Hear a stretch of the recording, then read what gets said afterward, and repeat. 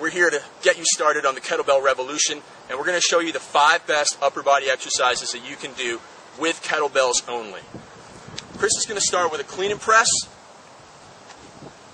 Obviously, you're going to work a lot of your shoulder here, also your chest when you press overhead, and your triceps. So, you know what, you can do bench press, that's fine, but what we got going on here is a single arm exercise.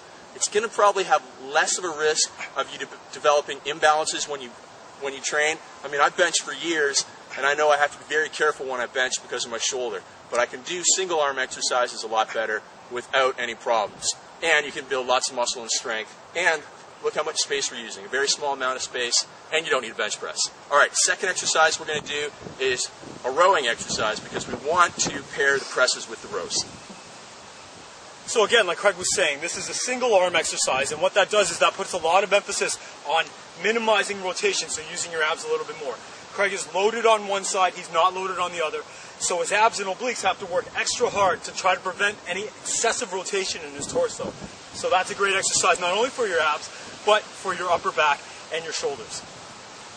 All right, another exercise that really works the upper back and the shoulders are the kettlebell snatches that Chris is going to do next.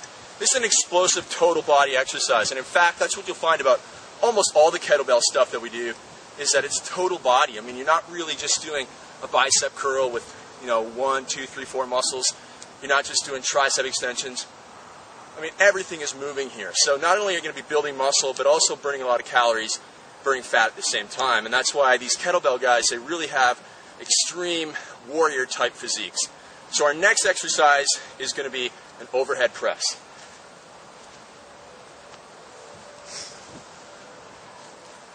So Craig's going to clean the bell up to his shoulder, keeping his arm nice and tight so not to overexpose his shoulder.